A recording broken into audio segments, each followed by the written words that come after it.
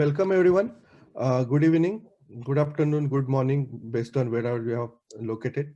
So today's session, we are going to talk about emerging technologies. Okay, we hear a lot of new technologies, lot of new buzzwords. So we are going to talk about some of these technologies, some of the essential technologies or major technologies. This is going to be a 90-minute session, and some rules before we start. Just because we have a lot of people, we are going to keep everybody on mute. Any questions you have, any queries, clarifications you need, please use the chat function of the Zoom meetings. Enter your questions in the chat, and I would also request, just to keep the chat session, because we are using that for a Q&A, to keep it sane. Please avoid putting non-question related stuff, right? Welcome, how are you? Those kind of things. You chat for asking any questions you have. Most of your questions will get answered at the end of the session, but if some of them did not get answered, we will try to cover it at the end of the meeting. Okay. With that, let's get started. I'll spend just 2 minutes talking about RAAH, what we have done so far, what we are doing, right? So we started it around 5-6 months ago, with a vision that there are three legs to this, right? One is RIT alumni, others is student, and third one is institution and the faculties. So the purpose is help like alumni to students, help the existing students, alumni to alumni, so helping alumni in their business network, business connections, anything like that. And then finally, alumni to faculty or alumni to the institution, how we can help the institution. So some of the focus areas to help the institution and the students with the academics. Overseas studies, we conducted a session 2 or 3 weeks ago. Overwhelming response, and a lot of people joined, and a lot of people like that. So that is another focus, helping the students who are interested in overseas studies. Business opportunities for existing students, if they want to go into entrepreneurship after they finish their graduation, or the alumni who are already in the working field for 5, 10, 15, 20 years. So create business opportunities within alumni and create business connect. Guest lectures, arranging the guest lectures. We already done so many lectures on different topics, like how to use effectively LinkedIn. We did one thing on weather. There are a couple of sessions on the technology. So different various topics we are doing. Mentoring is another big aspect of what we are doing. We have already started few sessions. Mr. Rajesh Olugde is taking few for the students. I took 1 or 2 for the students. At the base of it is networking, creating networking opportunities for students, faculty, and alumni, so that they can reach out to each other in terms of help, guidance in terms of their career, their progression, their life. And finally, technology sessions like the one we are having today. Okay, so these are some of the focus areas we have, especially from the overseas perspective. A quick introduction about the speakers. Let me start with myself. I graduated BE Mechanical 1995 batch from RIT. After that, I did a PG diploma in CDAC, in advanced computing. I also did masters in software engineering from BITS Pilani. Initially, after my BE Mechanical, I worked 2-3 years in a manufacturing industry, and after that I shifted my focus to IT. So last 20-21 years I've been working in technology industry, mainly helping finance, media, education, energy utilities, and airline companies into their digital transformation. Last 6 years I've been working with IBM US as an enterprise architect in business transformation area. One thing I want to highlight here is this session I'm taking in my personal capacity. So what are opinions, thoughts being shared in this session? These are my personal thoughts. They do not represent the organization I work with. Okay, thanks. Amit, can you go ahead, please? Thanks, Yogesh. Hello, everybody. This is Amit Patil. Before I introduce myself, I just want to congratulate everybody who's online. You have taken a major step in your life to get yourself more familiarized with the existing technologies, what's the new trend in the world, and people who already know are aware of it. It's an excellent refresher for you guys. So to introduce myself, I'm a director in consulting and deals with PwC, that's PricewaterhouseCoopers. So we are a major firm who do lots of mergers, acquisitions, which I lead that part of our business. I do lead other post-merger integrations as well, and a lot of technology transformations.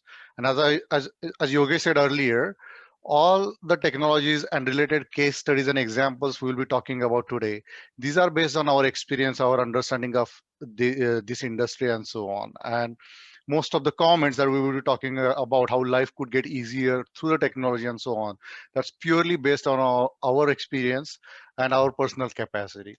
So uh, without going into too much details, 2001 pass out from RIT in mechanical engineering, did masters here in Canada, 2005, and working in Canada ever since in consulting area. So let's get in the details, Yogesh. Sure. Thanks, Amit. So before we start the actual session, I want you to watch a 2-minute video, and not just watch it. What I want is, after you watch, I'm going to give you 30 seconds. When you are watching the video, think about one feeling you are getting about the technology, how the future of technology looks like, and just one feeling or one emotion. And after you watch video, I'll give you 30 seconds to put your emotion, what emotion you felt, in the chat window. So let's start with the session. Welcome everybody one more time.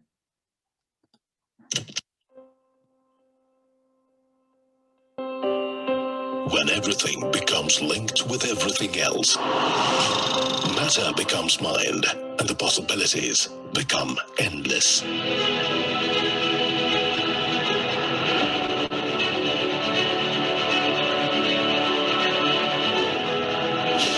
Imagine 50 billion IoT connected devices by 2020.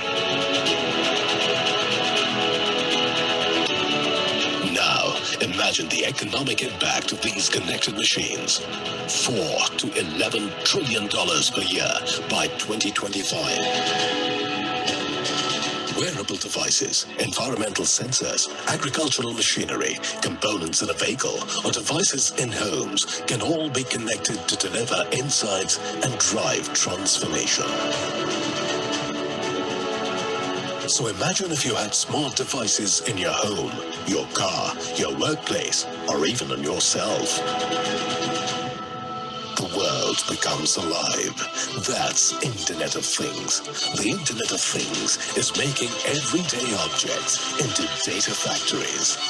When Internet of Things, along with big data, meets artificial intelligence, this interface will become enlivened with intelligence, and a new world will take birth, which will increasingly talk back to us. Imagine the kind of world that it would be. Imagine the revolution it will usher in the way we see the world. The external world will become the extension of our mind, like an extension of our thoughts. Imagine a world that is responsive, a world that is optimized for human creativity, a world that is intelligent.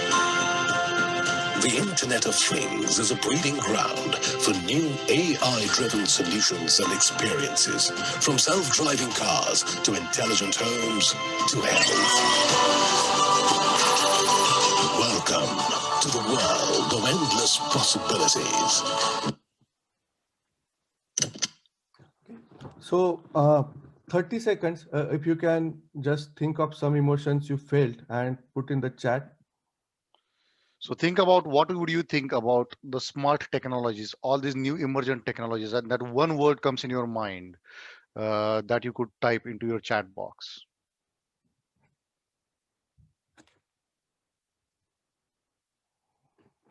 Okay, boundless, that's interesting. Speed, that's interesting too. IoT, excited, excited, super fast. Okay, I think 10 more seconds. Empire of internet. We're getting a really good trend here, guys. So it clearly gives a lot of new emotions that you could think about when you think about a new technology. Okay, so okay, lot of emotions. Future of the world, fascinating, interesting, new business opportunity. That's really good if someone can think of that. Robotics, artificial intelligence. Okay, so I'm just going to continue in interest of time. One word I think uh, nobody said, which is good for me. But I was thinking that someone will put that word, scared or anxious. If you're not scared, that's really, surprising, because uh, probably you are not watching a lot of Terminator movies, so to say.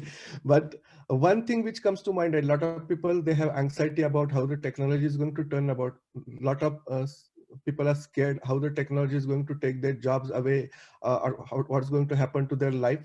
But those are natural, right? Technology is there to help, and it is up to us how we can use it best to our advantage. So one thing I will tell you, friends, you might have seen these videos as a joke, where someone calls for a pizza online, and the AI enabled agent responds saying that no, you cannot get that order because your last medical checkup showed you have a high BP or you have high cholesterol and you are not supposed to eat pizza, right?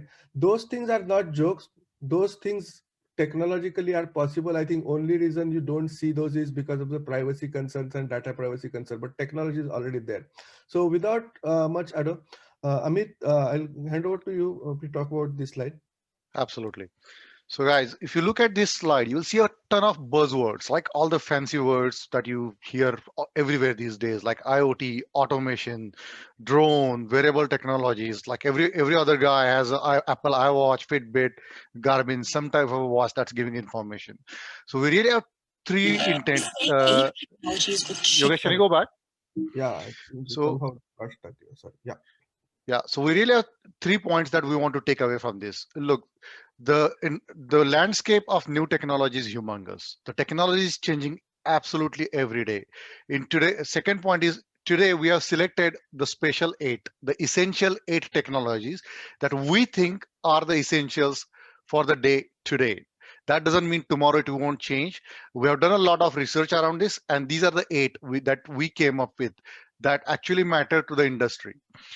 This does not include a lot of technology related things such as big data. We don't have it in essential 8 because we don't really see that as just a technology. It's way bigger than the technology, and those are the technology that actually supports the essential 8s from the background. Okay, so let's give an example. Back in the days when education was not there in India, most of the people were doing the thumb impressions, right?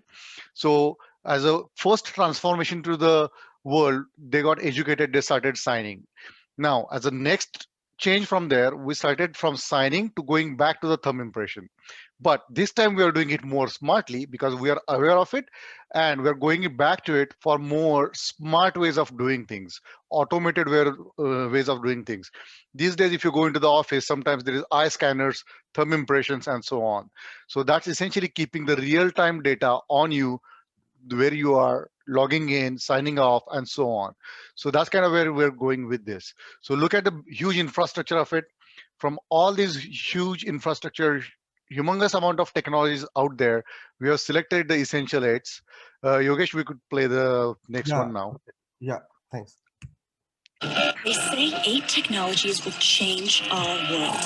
So here you are, waiting for a time where robots don't just assemble things, but help your customers. When your office is smart enough to know when you arrive and what you need. You're waiting for a machine to call for its own repairs, so it never breaks down. For augmented and virtual reality to bring your global business together. Waiting to provide safe, immediate access to remote places. To give your customers a virtual tour before they make an actual purchase. For a time when replacement parts can be 3D printed on site.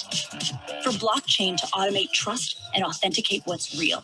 For a more predicted, more analyzed, more precise bird's eye view. You're waiting for transformational growth for your customers, your people, and your bottom line. But there's one thing we should mention. It's all here, right now. While you're waiting, it's passing you by. These 8 technologies are essential in reshaping today. Stop waiting. So, as Amit mentioned, right, these are the top technologies we think will shape the world of the future of the world. That does not mean that these are the only 8 technologies that matter. There are a lot of other technologies like cloud, 5G, quantum computing, big data. But essentially, what, as Amit said before, we feel that those are the technologies which support. They are behind in the back. They are enablers of these technologies, which will be used for any advancement in our lives in going into future. So these are the 8 technologies we feel that going to have that are having biggest impact in business, on businesses, on people's life today, and they'll continue to have big impacts in our lives and businesses going forward. Amit? Great. So Yogesh, great. Till now we heard a lot about all the fancy buzzwords. We talked about all the so-called sexy stuff that you hear from people that, hey, they're flying drones to do this and that. Let's get into the details. Let's talk about what that looks like. So as Yogesh just mentioned, right, we analyzed over 250 different technologies, and we landed on these 8 that are more at a front end of the world. There's 5G that enables these. There is big data that enables these technologies. Those are all behind the scenes. This is what you are in front, and these are the ones that we chose. That is based on the surveys that have been done outside. Okay, so let's get into the details of this. I don't want to read through this. We'll cover every one of those into fairly details. Again, our ask for you guys is if you have questions, please put that into the chat box, and we'll do our best to address those at the end of session. Yeah, and what we expect outcome of this is at the end of the session, you will have fair idea about why this technology is important, right? What these technologies mean, and what would be the future for these technologies? What would be your future using these technologies? So let's get into details of each of these technologies. Awesome. So just want to clarify one thing here, Yogesh, before we jump into the details of artificial intelligence. Uh, at the end of the session, you are not going to be the expert of any of these 8 technologies. You will have an excellent idea of how these 8 technologies are used in the industry, how these 8 technologies will be affecting your life, but you would really have a good overview of what you need to do as an engineer to get ahead of yourself so that you could be part of the world when you go out and you're not an obsolete before you go and start working. So it's about time that you really need to think about how you could get more involved into this. It's about time you need to think about how you'll educate yourself, and it's about time we need to have a clear acceptability that old ways of doing work is not good enough. Let's learn new things. Let's jump in it. Absolutely. And one more thing to add here is if you are thinking that this is required only for the computer science or information technology students to know about this technology, you are absolutely wrong. Okay. Regardless of what you are studying, if you are mechanical engineer, if you are chemical engineer, if you are automobile engineer, if you are textile engineer, you will have to know these technologies. You will have to work with those technologies, and not only engineers, right? If you are a banker, if you are a finance guy, if you are a retail guy, if you own your own business, regardless of what you do, you should have a basic understanding that is kind of mandatory in this world, or it will be mandatory in the future world. So it's not that this is important only for the computer science or information technology related branches. Every engineer, every professional has to have some awareness of these technologies. Great. Just to ask, if you are not muted, please mute yourself so we could actually not get any other disturbances. All right, let's jump into artificial intelligence. Don't want to go and tell you what the book definition looks like. Essentially, here is a technology that's going to change our entire world.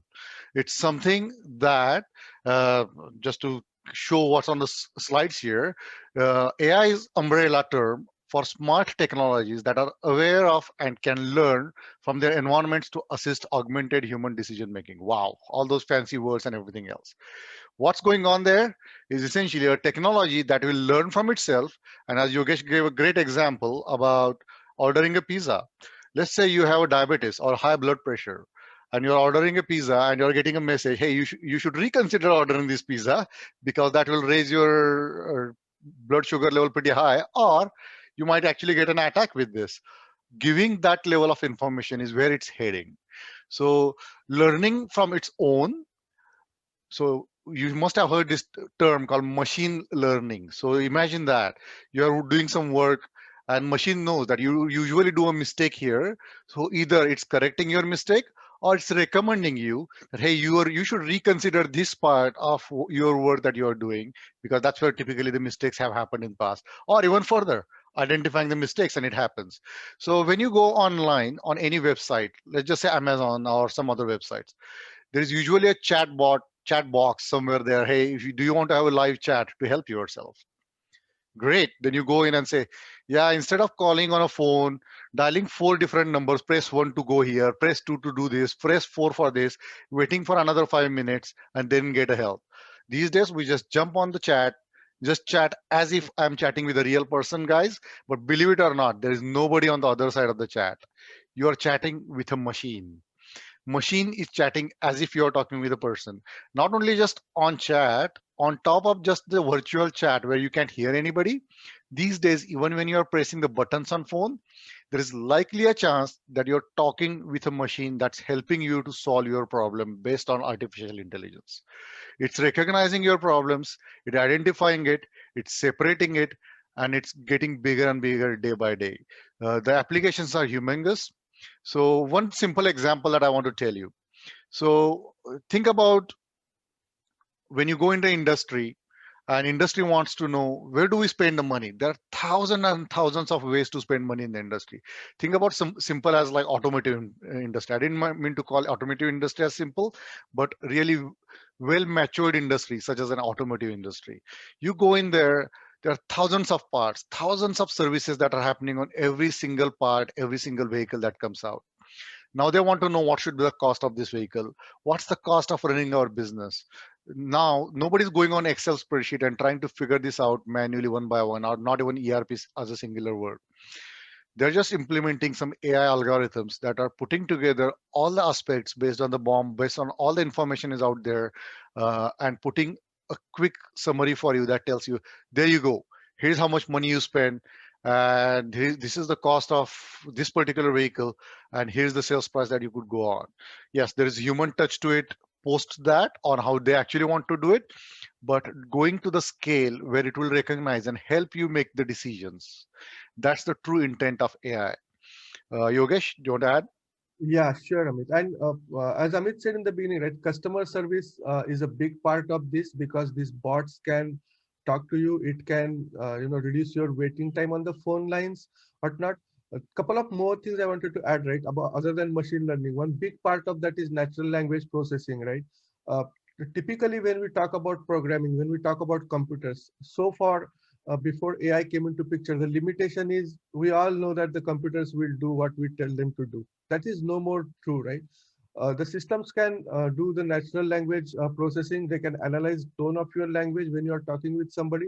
They can analyze the emotions based on the tone you are talking to, based on the force of your words, based on if you are talking wobbly or if you are talking what. So all that emotional analysis, emotional intelligence, natural language processing, everything gets part of it, and the application or the system learns from its past behavior, right? If some customer is ordering one thing every month, right, it's the system recognizes, Amazon recognizes that for 3 months every month person is ordering XYZ supplies, he's ordering toilet papers. Next month you don't order, you are going to get an automated notification saying, hey, you didn't order this month, do you want me to do it for you? So all that thing, right? And you talk to Alexa or Siri or any of these AI devices, I think we call it as a weak AI, in the sense they are just the beginning, right? They are just the very small examples of what AI can do. But beyond that, AI can do a lot of things in businesses, lot of things in the industries. It can, reduce the amount of dangerous field works people have to do, and all those kind of things. So there are big opportunities there, big things going on there. So Great, anything else? Yogesh. Yeah. Uh, I avoided talking about rather smart watches and so on, but we will Yeah. cover those on others. I just want to say one thing, that all these technologies that we're talking about, they don't live by themselves. There is no silos between the technology. They are all interdependent. They work really well together. Artificial intelligence is not an artificial intelligence without the data it gets from everywhere else, right? So please be aware that when you work on AI projects or anywhere in the AI that affects your life, it's not doing just on the machine learning or on single platform. It is a lot other things that input into it. Yeah, and when we go across and when we talk about some other technologies, we will also speak about how these technologies come together to solve the biggest problems of the world. Thanks, Yogesh. Moving on to So the we could go to the next one. Yeah. All right. This is one of the favorite subjects of everybody. It's been in the works for years and years. From 1970s and 80s, we've been talking about robotics. We've been talking about how robot has changed our manufacturing world. Before, back in days when the production was the key for going everywhere, the robots were used mainly for rather creating a mass production type things. So when we talk about robots, we don't talk about physical robots anymore. Physical robots that help in assembly, that help in your day to day, that's just one part of the robotics. The second part and really important part is called IPA or RPA for that. So robotic process of automation or intelligent process or automation. So think about it like this. You are doing certain tasks every day. What happens if you don't have to do it? Well, that doesn't mean the task get eliminated. All that means is you could write an algorithm behind the scene that would do it for you. So if you go in, say accountant, right? Accountant goes in, gets everybody's receipts together, does bookkeeping, put all these together, scans, reads it. Oh, today's we spent $100 or 100 rupees doing this. Petrol cost us 300 rupees. Let's put 300 rupees at HP gas station or petrol pump somewhere in Sangli. So instead of doing this manually over and over, all you need to do is throw a receipt at it. It will scan all the receipts, read it by itself. So no more even reading it. And on top of that, reading it and entering it back to your books. That would say today's expenses to do your task are these are the expenses with all done without any manual interface.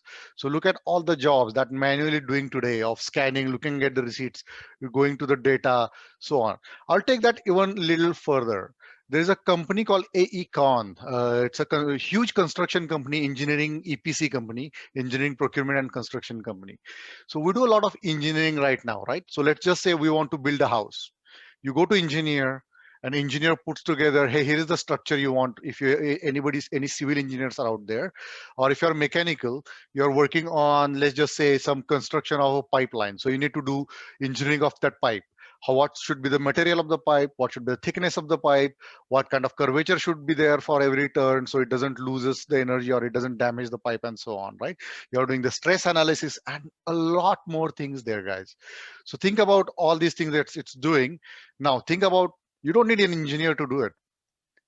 Surprised? Yes, our jobs are at stake if we are not ahead of the game to learn these technologies and get at it. So imagine this. A robot comes in. Of course, engineering is done on certain aspect. There is rules for it, right? If the rules are there, you could be replaced with a robot. So a company, as I give example, they have developed a robot that does engineering for you. So let's just assume I had a opportunity recently to work on a pipeline construction project about a couple years back actually. So to do an engineering from point A to point B, that was about 2,000 kilometers. We would do about 4 months of really strong engineering, about 3 more weeks of reviewing, another 3 more weeks of changing and so on. Instead, what we did this time, we just gave all our requirements to this bot. That bot developed a first cut for our engineering. Guess what was the processing time? In 9 hours. So if we eliminated over 3.5 months of a lead time with 9 hours of a first package. And post that first package, that's when human came in to go review that package and fine tune everything as required to make sure there is a user experience that goes in. So, and on top of that, you really need to go in and understand what are the fine tunings that are required. So all these engineering jobs are at stake if we don't understand how these bots will help us, instead of if we just stay in a silo that, hey, I do a basic engineering that won't help me. It will replace you if you're not ahead of the game. It's a good example of bot. Don't want to talk a lot about robots when it comes to manufacturing. Of course, they are in the industry for a long time. Every other project in RIT, even when I was in RIT back in 20 years back, we used to have every other project that has some shape, way, or form of CAD CAM at connecting to it, some way, shape, or form, some robot doing some operation on something. Yogesh, do you want to add anything there? Yeah, I think I will just move on to next slide because that talks about the process Oh, automation, and we perfect. already spoke about it. But as Amit said, right, robotics it no more means just kind of a machine which are doing the things, right? There are a lot of artificial intelligence behind it. There are a lot of other technologies behind it, and it constitutes of both physical robots as well as the processes, intelligent processes. We call it intelligent workflows. So I give you an example, an exciting example. Okay. Like if you see Amazon warehouses, right? They are totally automated. If some order comes, everything goes automatically. But real near closer example which you might be familiar to, right? When you go to a library, a few years ago when we were studying, so we go to the library, we tell the librarian which book we want, and that point of time they will look through their physical registers or notebooks to figure out where that book is, and the books are classified like by name of author, and each cupboard has author name listed, and you will go, the librarian will go and find the book, right? A few years ago there was lot more improvement in that, in the sense that there is a computer in front of the librarian, and when you go to the librarian in your college and ask the librarian to give a certain book, what he or she will do is punch in the book name or book title, author name in the computer, find out where the book is located, walk to the that particular cupboard, get you the book to, to you, and make an entry against your name. Now, couple years ago, I visited NC State University. They have this big automated library, and you can Google it on, or you can see it on YouTube. NC State University library.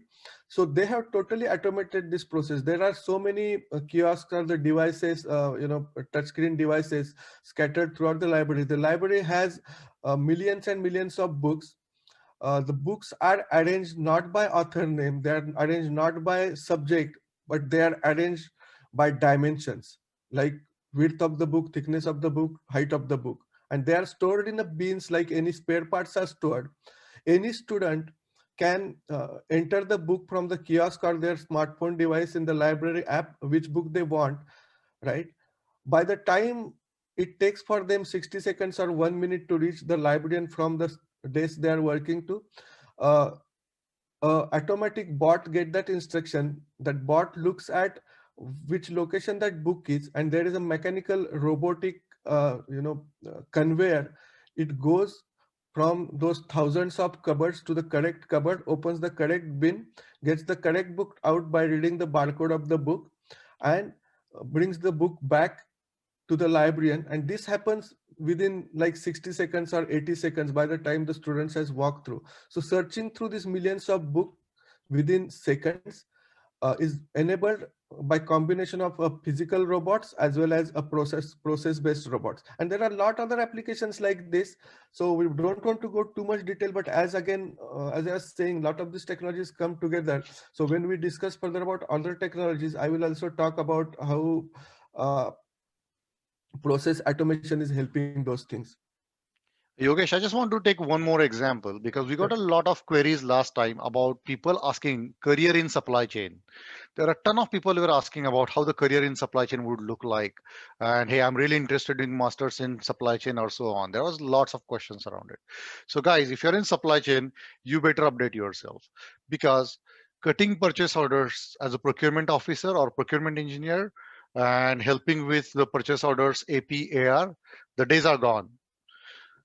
Most of the high tech industries, not even high tech, let's talk about rather low high tech industries such as energy industries, over 75% of your purchase orders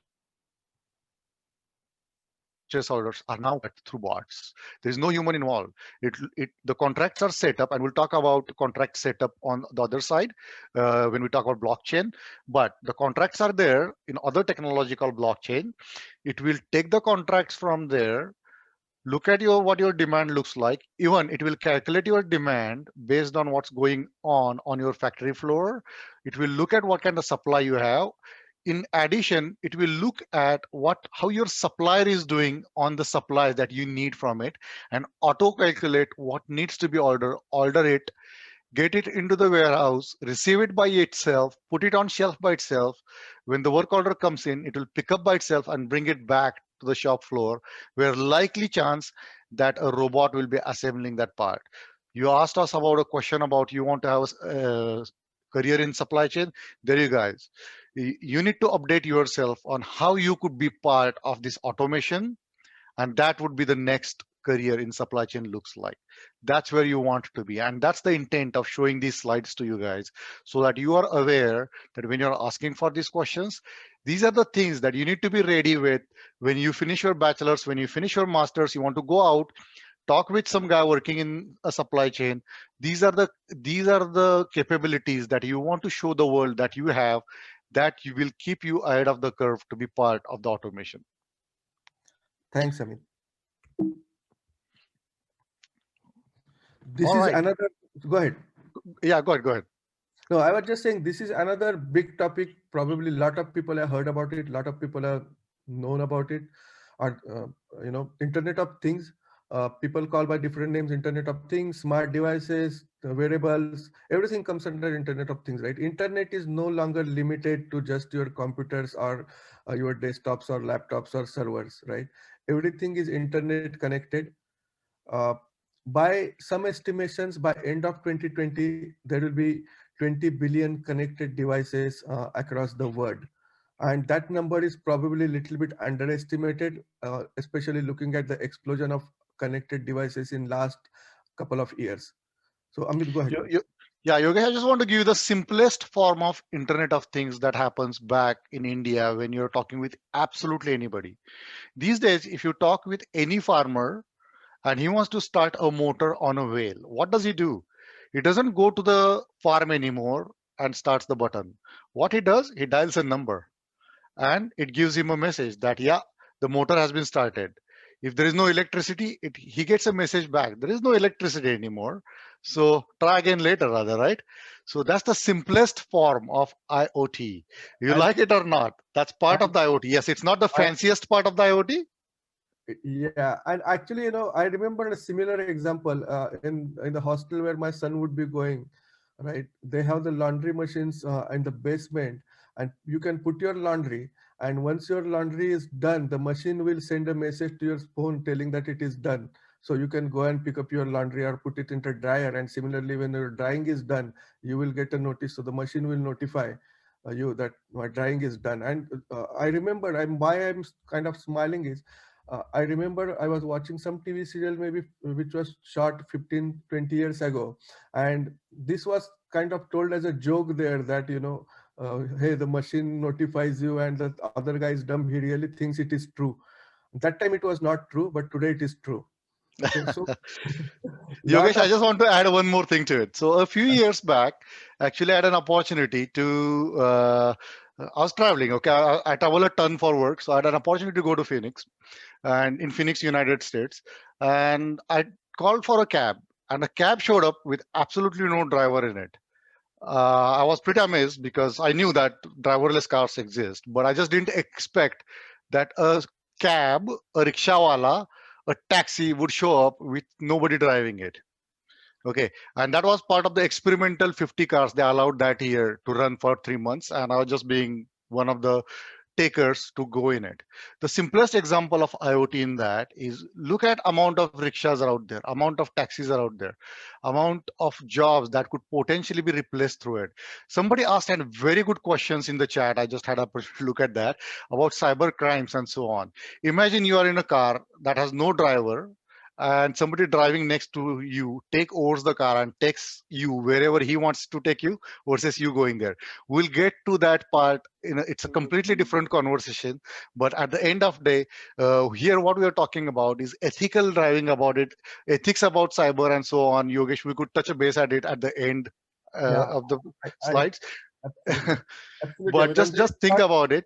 Yeah. yeah, there's a lot about we have not spoken, and we will certainly touch to that about ethics of AI.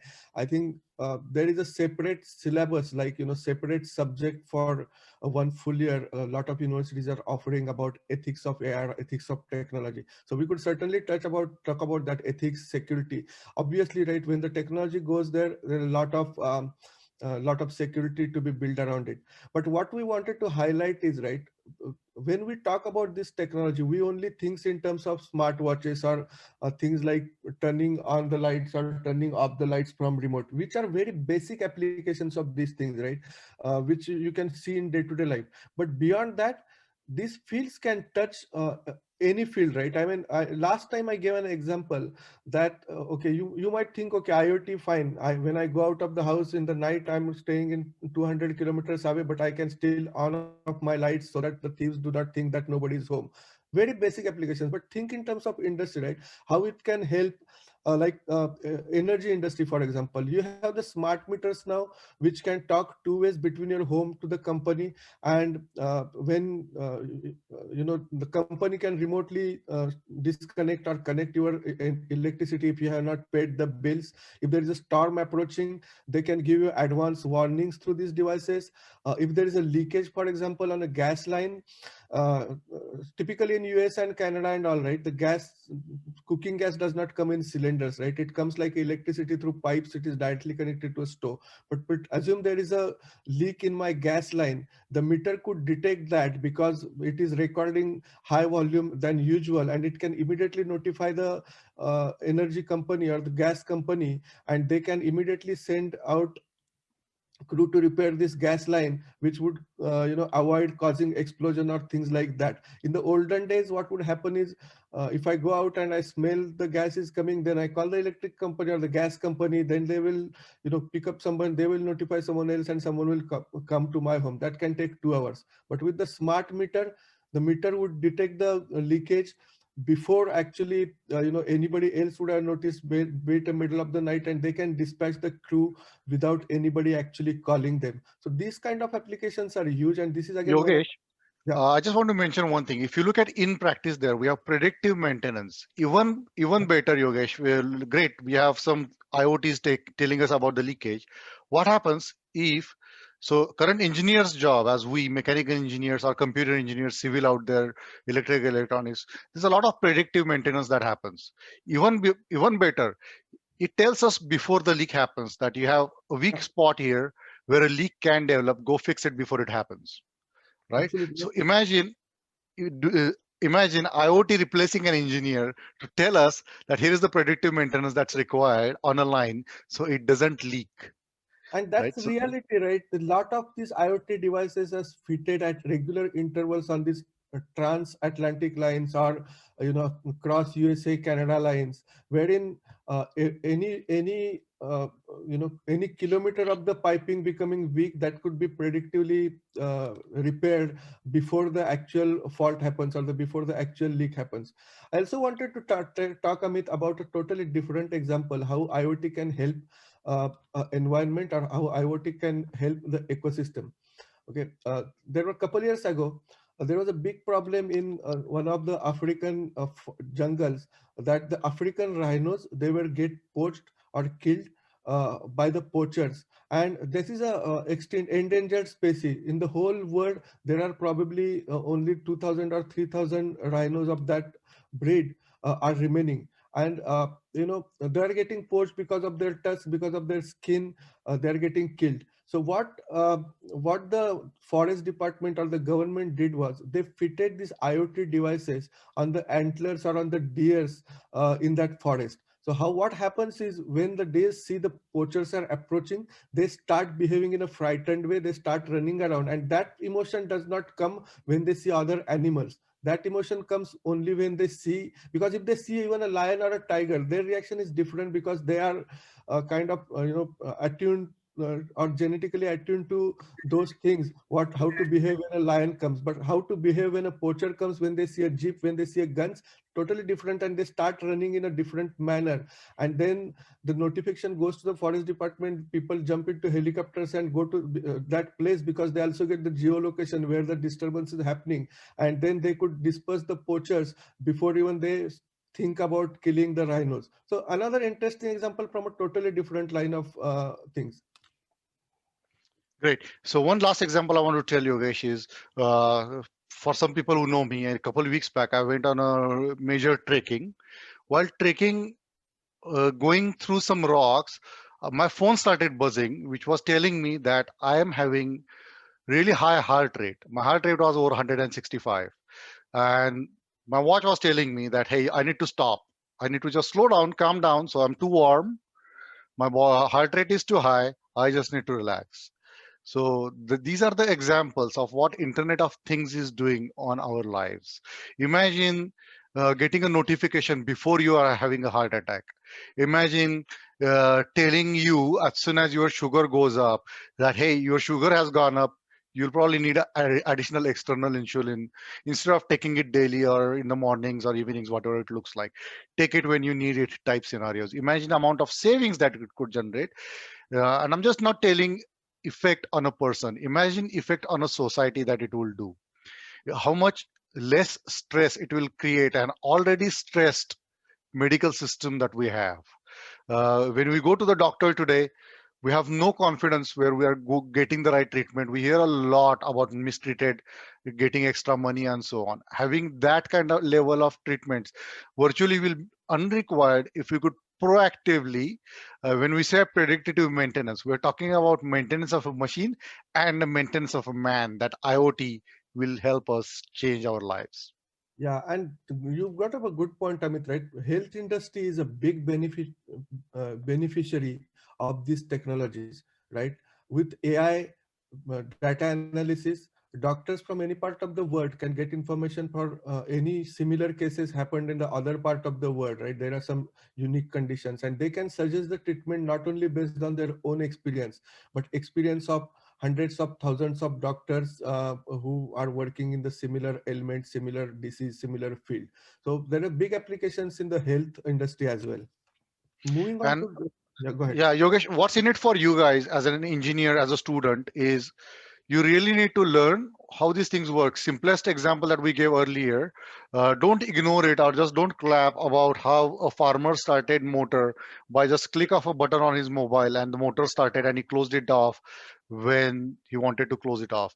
Take an extra interest, learn from it. These are the basics. This is where it all starts, and this is what will revolutionize our lives. We are doing a project. Think about an innovative project that would change people's lives, such as a simple example of that. Yeah, and that's why the doctors need to know the technology. A mechanical engineer needs to know how IoT works, how AI works, and how they can use in their life, how automation works. So moving on to the next one. This is another interesting topic. Amit, go ahead, please. Yeah, so I just wanted to actually, I did something crazy here, Yogesh. Actually, I brought in my drone. So I don't know whether you could see this, but if you do, this looks like a helicopter. It's not. It's not a fancy helicopter. It's not a toy that people use. This is from my environmental company. Actually, we use it significantly for any assessment that's required. So I'll give you an example. Okay. So we all have done or played at some point with a fancy helicopter that goes in. We use it, our thumbs to kind of manage it. Simple as a toy, but applications beyond you could imagine. I'll give a great example recently. On a pipeline construction that we talked about, I used to have geomatic engineers and surveyors. We'll see those surveyors everywhere in India. If you're a civil engineer, you probably have surveyed, or in a first year basic civil as a subject, you likely have taken that tripod, put into that prism and look through the other points and try to adjust it. Either were able to get the good readings or not, but you have tried to do that. Guess what, guys? That's a huge industry.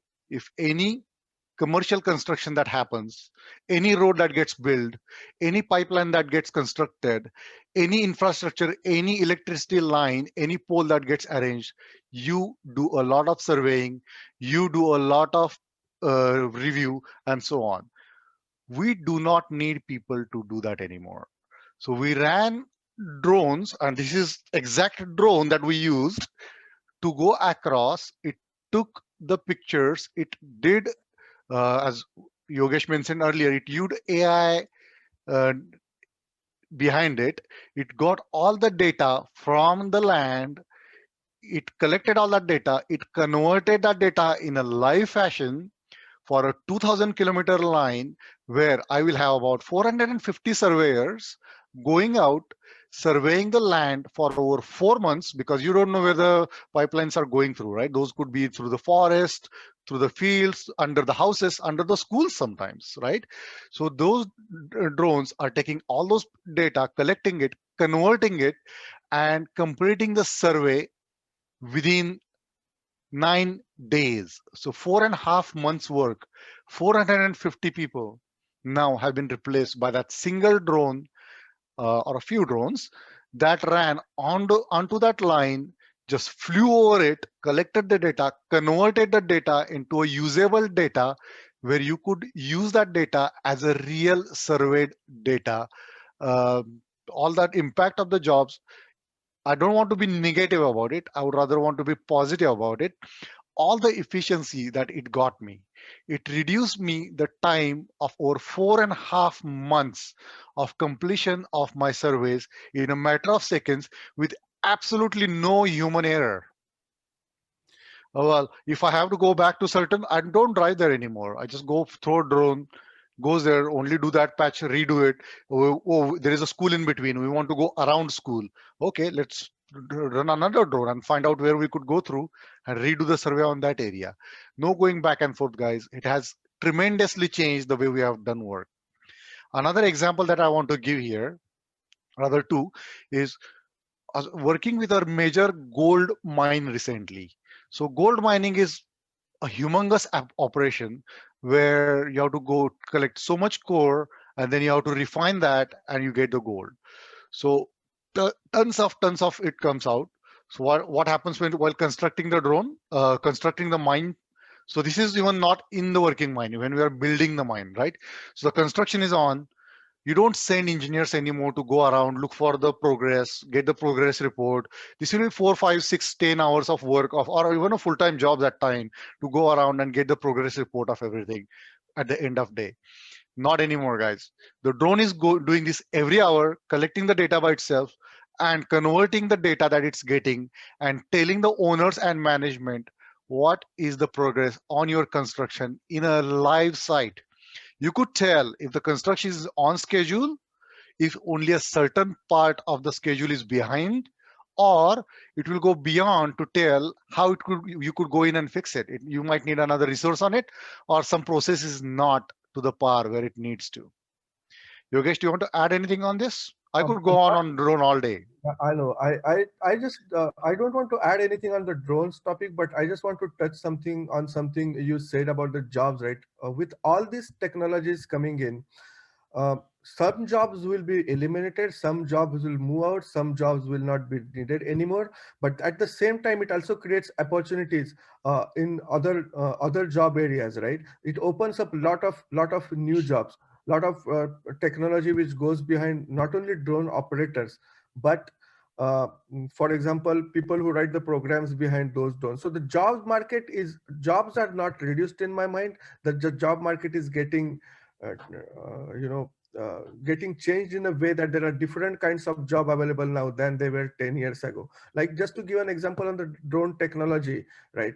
US Air Force now hires gamers as their fighter pilots because they can sit in some site in Nevada, some bunker in Nevada, and run the flights, run the spy operations, run the operations via drone. So jobs are changing. Some of the things which were not possible earlier are possible now, but that does not mean the job market is getting a little bit. And why I wanted to highlight is, right, when we talk about all these technologies, some of I hear this from a lot of my friends in India, that we don't have to worry about those things because unlike Western countries, uh, people is not our problem. So we don't need automation because we have a lot of people who can do the work. That's not true anymore. Okay, because there are a lot of things, if you keep doing manually, you will never be able to compete with the industries in the world. You will be never able to compete with the global technologies. So uh, Hey Yogesh, I just want to say that most of you guys seen this. When the lockdown was on, there were drones running on even streets of Sangli and Islampur, were detecting people to tell them to go out, go back. But take it a level further.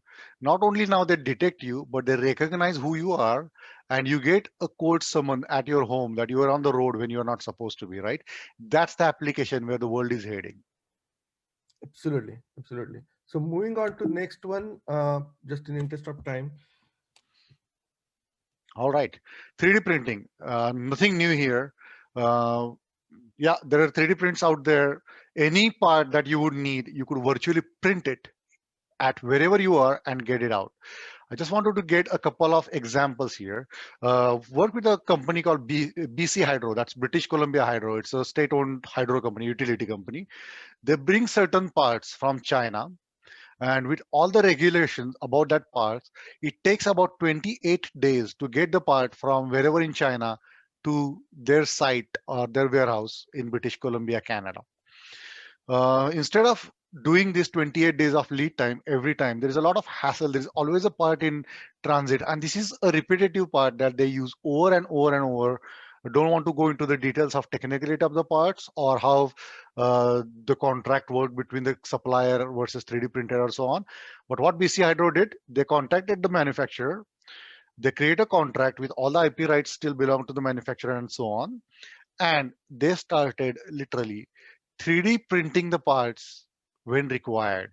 So it did not replace the entire shipment, but whenever shipment was delayed or in progress or on the sea somewhere, they don't have to worry about not having parts on shop anymore. Well, I don't have a part, just print the damn thing and you move on. Think about all the automotive industries. When you go to a shop to fix your car and he said, oh, I need to go look for the part, get it. Not anymore. You could just print it. And it is a matter of time that this will become a day-to-day thing, just like the printer you have sitting in the corner that's printing on a paper. It's a matter of time that the people who support our day-to-day lives will be printing parts that will help us to fix our cars, to fix our lives. In industrial setting, prototyping takes a while, right? So because you have to custom manufacture certain parts, extremely expensive to custom manufacture just one type of parts with a specific alloy and so on. Imagine that all time goes away and you could do that sitting in your basement, sitting in your office, sitting in at your home. Just go build what you need to do a prototyping. Amount of time that would replace to do it. Same with complex manufacturing. You don't have to worry about waiting for a custom shop in a waiting line that my time will come. It's so expensive. We yesterday had an opportunity to talk with the Nequit team, and amount of effort that RIT students are putting into the Nequit team to create those parts, go out and look for it. For it's a matter of time. Teams like that will be able to afford and will be doing 3D printing for the parts that they would need. Yogesh, Yeah, anything you want to and add? yeah, one thing how it fits in with other technologies too, right? You could have a plant, and you are obviously right using the IoT sensors. You get a notification that this particular part is wearing out, and then the notification goes through the system. Someone sitting in the head office, or some system, actually not a person but a system sitting in the head office, it looks at the part, and the part is designed. If it is required, some modifications are required, it could be modified, and then a print is fired in a on a 3D printing device from your head office, and the printer is sitting right next to your manufacturing line. So the part is available within say 1 day or 2 days of lead time instead of 2 weeks or 3 weeks of lead time. Once you fix the part and you figured out that okay, some modifications are required, those again can be done on computer sitting in the head office, and another print could be fired. So a lot of time saving, lot of life saving applications are there for these two.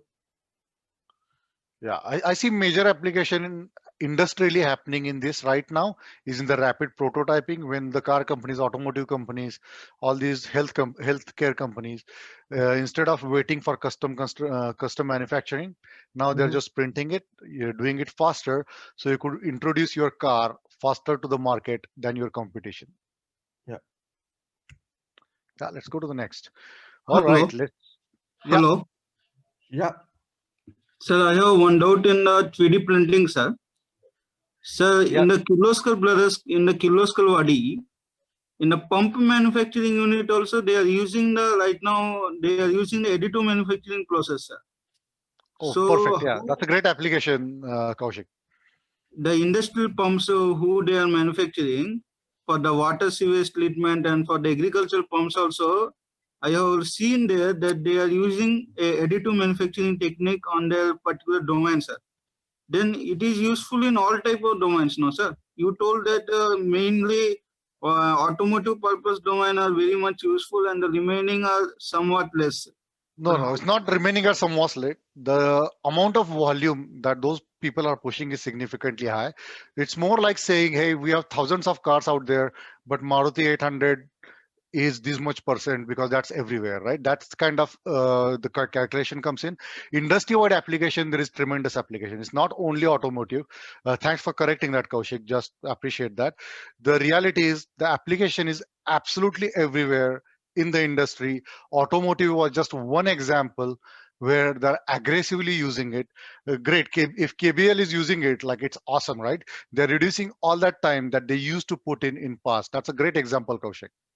Yeah, and Sir, thanks for actually bringing that up. I mean, we never mean some of these examples we are giving, right? We never mean that those are the only applications or those industries are the only applications. This is just from where we have seen those technologies are predominantly used. That doesn't mean that other, and there will be a lot of examples which we might not be aware of, right? We are aware from our experience in US and Canada and what we are seeing, and we are bringing it up. So thanks for bringing it up. As Kaushik said, there are tremendous applications of all these technologies in all the industries, not only specific industries what we are giving examples of. so another thing, sir. Sir, in the supply chain management, nowadays the demand is high for the automobiles, no, sir? So how that the demand is very much useful, sir? If this corona, if this COVID happens, many the businesses are closed, the manufacturing sectors, also the employability percentage is less, sir. How to overcome this in the upcoming future, sir? I think Kaushik, that's a great question. Let's do this. Rohit, if we could map that question down for now, we have about 6 more slides that we really want to go through for our next 20 minutes. If we do that in next 20 minutes, Kaushik, we could actually come back to it and we'll make sure we address it before we quit the call today. We just Yeah. don't want to leave Kaushik, other slides behind for answering that one right now, but it's a great yeah. point. I mean, this is the technology that will definitely help us during, and COVID is just one example. It could be something else tomorrow, but these are the technology that will help us through, and we'll make sure that we cover this point at the back end of Yeah, our and call. COVID is actually making a lot of companies rethink their digital transformation journeys and speeding up their digital transformation journeys. So blockchain is a great example how it is helping in times like COVID for supply chains and other things. I mean, please go ahead. Okay. So if you think about blockchain, let's not go into the technical definition of distributed, shared ledger, and so on. In a layman's language, in a simple person's language, it is having a complete transparency of every transaction that you do. So we all have burnt our hands some point in life that you ordered something that you paid for and just never received it, or you ordered something, it came out late, now you have to pay for it, or you gave somebody to something and never got paid for it. So Amit, This, yeah, I want to take that a step bit back, and I want to give a great example from day-to-day life what people, especially in the rural areas, would have known, right? So sorry to yeah, go interrupt ahead, go you, ahead. but I think that would help a little bit understand how the blockchain works, right? And I'm not talking about any technology here, but I remember like when I was very young, when my father used to go to next grocery shop or a kirana shop, right? if you know, in the villages or small towns, they never pay uh, as they buy the things, correct? They will buy the things what they need, and the shopkeeper or the kirana dukandar, he will make a note in his book what we bought for that day and what was the cost, correct? Now that is nothing but a ledger he is maintaining. Now, how to make it, how to add trust to it, how to make sure that the shopkeeper is not putting, when I turn my back, shopkeeper is not putting another 10 things there which I did not buy. So what my father would do, when he goes to a shop, he will carry his own notebook, and when any transaction happens, any buy sell happens, both the shopkeeper will make the same entry in his book as well as my father's book, right? Anytime during the month, any we buy the things 100 times, or sometimes he will send me and tell me go with the notebook and make the entry in his notebook and our notebook, right? That's a shared ledger, because now the same information is at two places, so no one can change the information on their own without other party knowing it, right? Or because his ledger will have still have the same entry. Now consider same thing like the 100 customers like my father who are having their own notebooks. Now that's where privacy comes into picture, because whatever each person bought, that is limited only to their own ledger or their own notebook. My neighbor doesn't know what my dad bought for that day, right? And only the shopkeeper knows. Now take it little back, right? The same shopkeeper buys from a bigger shopkeeper, so that bigger shopkeeper maintains all those entries, so he has this entries going to 10 shopkeepers. Take it back to the farm, right? So right from the farm, if we keep that system and if you add technology to it, we know from each, say a wheat, okay, a batch of wheat, we can track that batch of wheat right from the farm which that particular kilo bag of 1 kilo bag of wheat came from, and how it traveled from the farm to the wholesalers, to the distributors, to the big shops, from there to the large shop, and from there to the individual buyer. So every place has a shared ledger, which is based on the trust when you add the technology to it. So take this concept to millions of people, millions of things, millions of transactions, and that's where the blockchain comes into picture. Amit, go Yogesh, ahead. that's a great example. I just want to say that if you think about it, the notepad that Yogesh's dad and the shopkeeper had in the middle, that's your central authority. So both are questioning the accuracy of that central piece where the record has been maintained. So in our concept here, what the blockchain concept is there is no questions there because it's centrally maintained that nobody could change with highly encrypted algorithm behind it that you have to trust because you can't change it. It is what it is.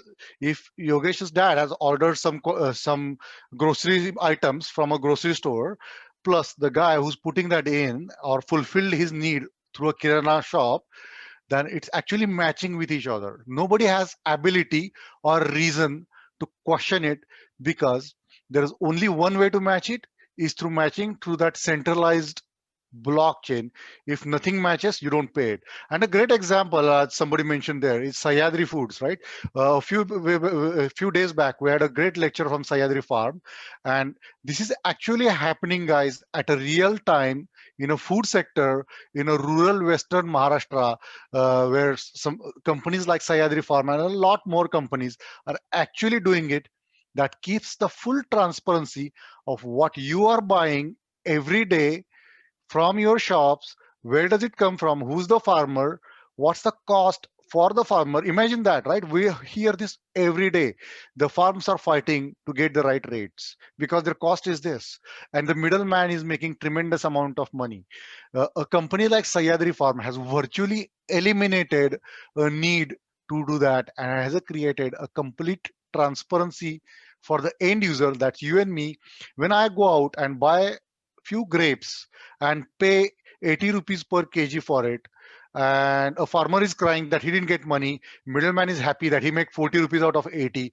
That doesn't happen anymore, or it does happen, but that will not happen anymore once we accept blockchain as a technology that would create end-to-end transparency. Imagine something like illegal sand, right? We all use sand. If you're civil engineers online, we all use sands for construction. You all know how much is illegal sand out there that gets used in everyday construction, major environmental problem for the rivers. The floodings happen because of that and so much more. In addition to that, the revenue that goes to government gets completely mixed. If the blockchain would exist, you will not be able to buy, transact, use anything illegal on that aspect. I'm just giving the best case scenario there, but the adaptability is key, and a political motivation to implement this is another. I don't want to go into those details of it, but the technology exists where a full transparency or traceability of material end to end can be brought into the picture, where they talk about increasing tax here and there because of revenue that they don't get. People don't pay GST by changing the receipts. All that could completely virtually eliminated on application of blockchain, and people like it or not, this is going to get real. So Yeah, and it yes. has, Amit, it has like tremendous applications, right? I'll give you an example from the food chain or the farm chain, right? In old days, what happens is if you have a batch of, say, cabbage or lettuce, which is causing salmonella cases or some health concerns in one part of the country, you don't know where that came from, where it started. So the industry has to recall all the lettuce sent within that 2 weeks period or within that month and recall 100% of the batches sent to all the shops. Sometimes they do not have an idea which all shop the things went, and it could affect, some people could die because of that, get sick because of that. Now with the blockchain, we can track that particular batch of lettuce to exact farm from where it came from, and we can deduce why that thing happened. Was there any issue with the amount of pesticides or amounts of fertilizers or amount of chemicals that farm was using? And we can isolate that, and if we can successfully isolate that, the amount of recall suddenly reduced from 100% to 20%. So that helps the farmers with the things which they have already sold. They do not have to recall. That helps the companies in between. Go ahead, Amit. Great example, Yogesh. I just want to say that the after effect of this, Yogesh, as you mentioned, could be on our medical systems, right? So all those people who could potentially be eating some poisonous food will not be eating it, will not put stress onto our medical systems and so on. So the application is humongous. Just few examples that we gave here. Illegal mining is another big example. You won't have illegal mining. Only what you mine is what you would be able to prove, and only those are the ones can be converted into real goods. Let's get to the next slides, Yogesh. So in the interest of time, uh, virtual reality, I just wanted to say two things here. Okay, so there are two. I just want to collect this one, Yogesh, and the next one, augmented reality, into one. Yeah, I'll just go to uh, the next slide probably. Just put in that in picture. Yeah. yeah, okay, so let's show there are two aspects you must have seen. We made a decision to separate these slides. Instead of calling virtual and augmented reality, we have separated those. The reason is virtual reality is when the product doesn't exist yet, right? You're going out there and you're rather creating. You must have seen those fancy 3D glasses that people put in, and they play on virtual reality games as if, and you get a real feel as if you're doing it. Imagine as an engineer, you get trained on a product to fix a product before breaking it or doing it or without anything. So let's just say you want to go into power plant and fix a single blade in a turbine, or want to review it as an engineer, want to know what's the decay on it or what's the damage on it. Instead of going opening a turbine, taking the downtime to do this, imagine that you could actually run this, go inside a turbine that's virtual and look at it virtually. Now, taking that a level up is augmented reality. Create the same model and run it like you ran actually, and then do it as if what's going on inside the turbine that you could tell without going on it, looking at it, without even taking the machine down. On machine is working and you're still going to review it, whether a fix is required, what's needed as required. Another good example as an engineer for augmented reality is There are lots of old industries out there. I remember seeing a boiler sitting in RIT's corner for years and years. I believe it's Babcock Wilcox boiler there, right? I guarantee you that most of the 2D or 3D drawings that existed those days likely do not exist today. And that's the reality of most of the energy industry. Some of these factories, some of these refineries are running for 50, 60, 70 years. Instead of going in and taking entire army of engineers to go fix it during their maintenance period, guess what people do now? They put a laser, they create entire 3D of your existing plant as is, without absolutely no manual intervention. And as Yogesh mentioned earlier, it comes as in drones. So drones run some lasers to get those readings.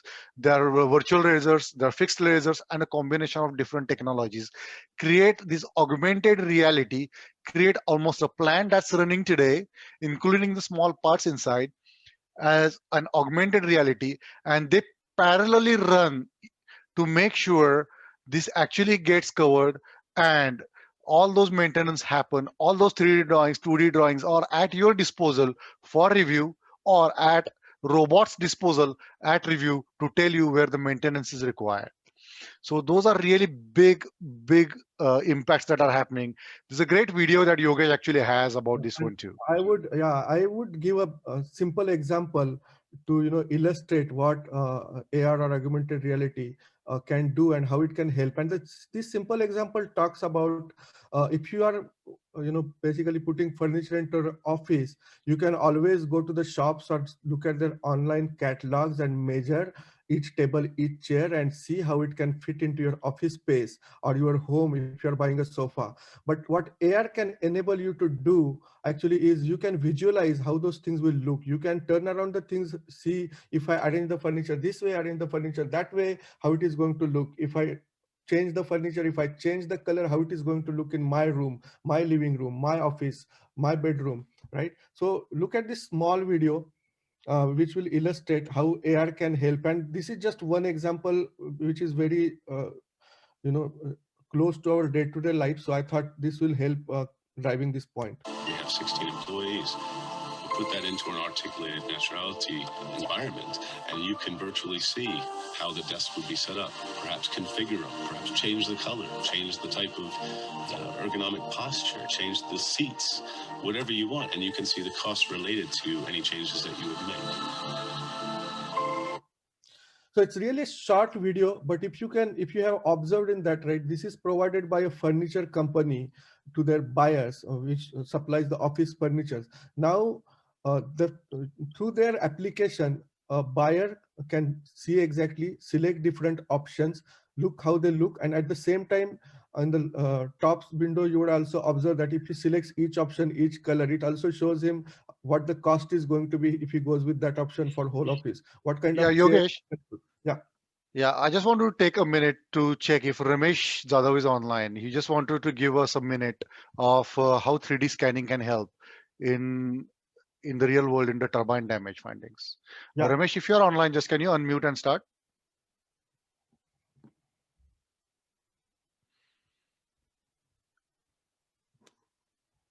I don't know whether he could start, but if we could put it pending, Ramesh, or just stop us if you could get online. Yeah, I think I have some topics, Amit, Yeah. that talk about how all things come together.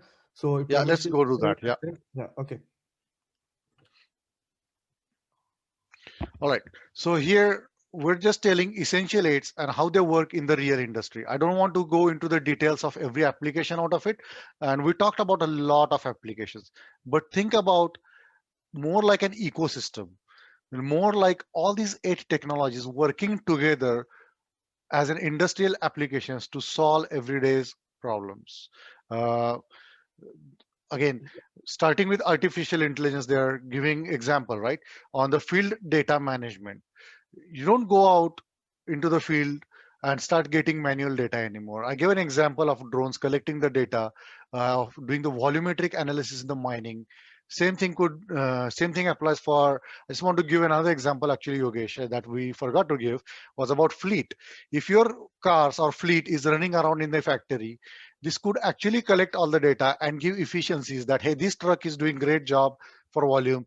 Maybe this driver has been a little bit behind and helping on that side of it as well. So that's typical example of field data management there. Hello. Uh, yeah, go ahead, Ramesh. Yeah, sorry, Amit. You please continue. I will take this subject after completing your session. Okay. Sounds Okay. good. Okay. Thanks, Ramesh. Thanks.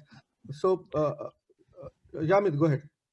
Okay, operational analytics, we gave earlier example on drone as well. So think about doing a huge construction that has spread for kilometers and kilometers, and somebody telling you every hour on change on the construction, what's going on, how much effectiveness it will bring, and it will help us to tell what's going on the construction sites in the real time, where we could reinforce. Maybe it just needs more labor on that side. So all that analytics happening. So all this is real analytics, guys, right? It's taking the data, it's using the big data behind, and as we said, all the behind technologies, and telling us, doing an analysis and telling us what's going in a specific area of that example. Field communication and surveillance. A great example on that could be safety. Last thing we want is absolutely anybody getting hurt in the factory. So imagine the impact this could have on a safety. We talked about driverless cars. Think about driverless mining trucks. Actually, I have seen few operational only recently in one of the coal mines. It's an industrial coal. They use driverless trucks, mining trucks. What that would do to you is essentially, yeah, accident could still happen, and IoT AI works on making it more and more efficient every day.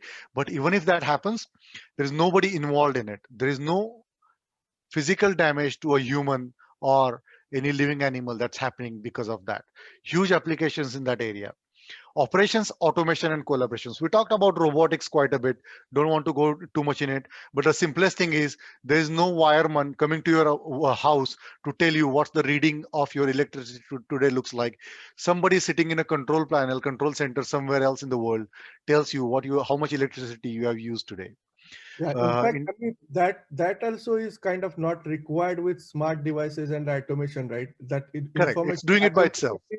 Gets collected, and you as a consumer can log into your account and see how much electricity you have used, and any day of the month you can see till that point how much you have used and what's your bill as of today, electricity bill as of today, and you can project how much that is going to be at the end of the month. So all this happens. I mean, there is actually no need for someone to sit in a centralized location also and doing all those things.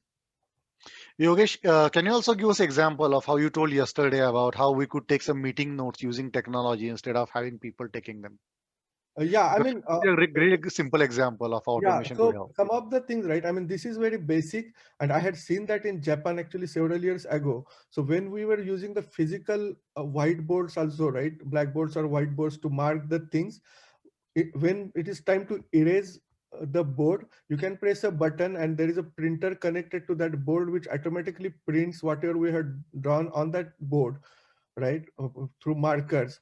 And then it can be printed, it can be image, and that gets sent to all the participants of that meeting immediately or at the end of the meeting. So that is one example. There are other applications, cloud-based applications like Mural or something which we use for brainstorming sessions or design sessions, wherein like this presentation is one way, right, what I'm presenting here, but something like Mural we can use where are people sitting in 15 different locations in 7 different countries. They can at the same time edit the tiles on that particular document, and everybody sees it in a real time, what the person is added, his thoughts, his ideas. So some of these tools we use for kind of brainstorming sessions, for review sessions and things like that. So there are a lot of these kind of applications are there.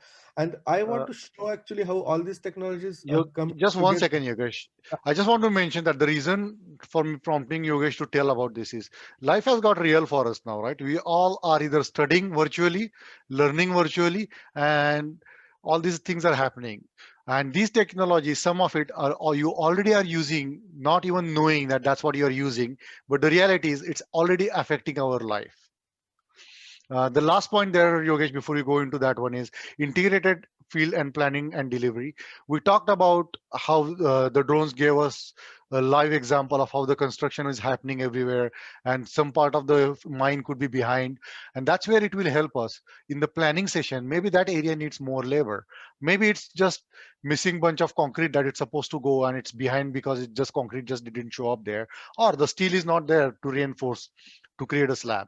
So these you could proactively manage instead of waiting or wasting entire days or weeks. Oh, my just cement just didn't show up, so I just couldn't do it.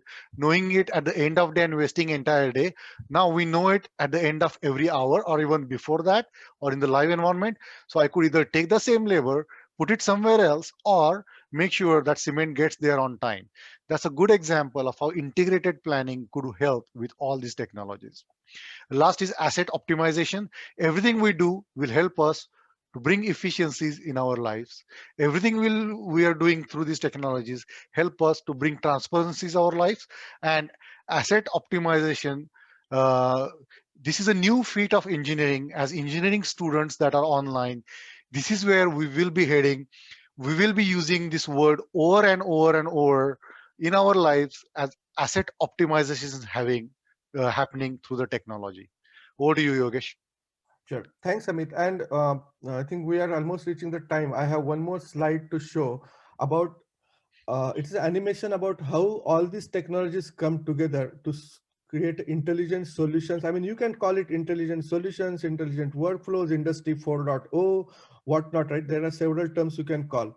But how all these technologies we spoke about for last hour and a half, how they come together to solve biggest problems of the today, of the industry, of the business, right? So this is just one example. There is not that only these technologies can be used together. Each and every technology can use together along with other technology. So this is just one example, right? So you have this blockchain, which provides transparency, decentralization, and trust and immutability and security to your supply chain, to your parts, to your transactions. 5G is the next, and we did not speak about 5G a lot because that's the enabler technology, that's the front-facing technology. But 5G is the next generation mobile technology, which adds tremendous speed, tremendous security, and reduces latency of the transactions, which also, consider having ability to do what a computer can do at your end system, at an IoT device. If you have this fast network, this fast processing power, lot of things what we call is edge computing, right? You can make those decisions at that point instead of sending these notifications back to your central server and making the decision and sending another notification back to take a corrective actions. 5G enables to do that at the edge level, at the edge computing, right? IoT we spoke about. It also adds, connected assets. You can you can get lot of data from these connected devices, lot of intelligence from these connected devices, and lot of these devices are two-way, not just one-way, right? So you can not only get the information from them, you can also send the information to those devices to take a corrective action. Okay. Automation, we also spoke about automation. Automation adds to the mix to run the processes, run the industry, run the businesses with minimum human intervention, minimum routine intervention. So humans are free to concentrate on the more useful things like improving the business, improving the bottom line, thinking of new technology, new innovations like that. AI at the end with it will add the intelligence to it. And I will give a good example of how all this come together, right? But before that, big data we did not speak about much because it is again not a front facing, but it is at the bottom of everything, right? All these technologies to run successfully, they need to process tremendous amount of data in short time. So that's where the big data comes into picture. That's where the uh, cloud technology also comes into picture, because cloud is the one which enables all these devices bringing together, right? It enables the industry to deploy their applications, their systems in a quicker time without depending on anybody else. What it enables is a manufacturing industry. They can concentrate on their core competency, which is manufacturing, without worrying about the information technology of the things, without worrying about the servers, how to run those kind of things. And I will take an example from an energy industry, how it comes together, right? Consider energy company and consider there is a big hurricane approaching. Now the AI systems can predictively work with the weather systems, your weather.com or weather prediction models, and proactively analyze the data over last 10, 15, 20 years of weather patterns, how the things happened in that particular month, right? If a hurricane is approaching, looking at the past data, analyzing the past data, the weather company can predict, or the energy company rather can predict where the worst damage could be, and they can pre-mobilize or they can pre-assemble the maintenance crews and keep them ready to be sent on a short notice, or they can already dispatch the crews to send to those locations where the damage will be maximum. They can also work more earlier, more effectively with government agencies or with the TV news media publishing companies to make aware the public or people about upcoming hurricanes, how the electricity impact can be there, how the electricity stoppage could be there, and they can predict if the event happens, how quickly it can be corrected. If a transformer is burned, then because they would have predicted that based on the past data that the damage will be more in this area, and they have already pre-mobilized the crew to be sent there, or crew is already working there, the transformer which was burned because of or which stopped because of a fallen tree, that could be repaired in half the time, and the electricity could be restored within 2 hours instead of 8 hours, 10 hours. So that is one example how all these systems can come together. There are another similar examples in food industry, health industry, a lot of other industries, but in interest of time, I'm just going to stop here. Again, this is just a few of the technologies, few of the examples how all these technologies work together. So with that, I'm opening it. I think we are Just Yogesh, let's just get Ramesh for a second, and he Yeah. could talk about his part, and then we could get into the opening. And in the meanwhile, when Ramesh is talking, Rohit, can you put out a slide for questions?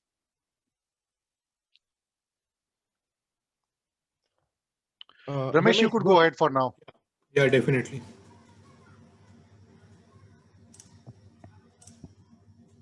So Rohit, this is the last slide I had. Okay, I'm opening for the discussion. So go ahead and pull up the slides for the questions we collected to chats. Go ahead and share your screen. Yeah, Ramesh, you could start as well. Rohit, can you unmute Ramesh?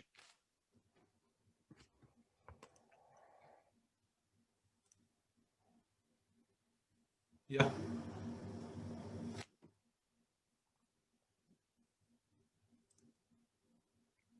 Rohit, go to the next slide, please. Yeah, I Ramesh, got him. Ramesh, you are now unmuted.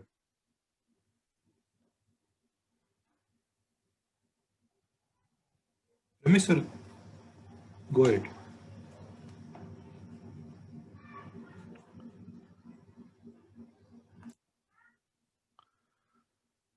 I think he's having some technical issues, but we could start. And Ramesh, please stop us and continue whenever you could.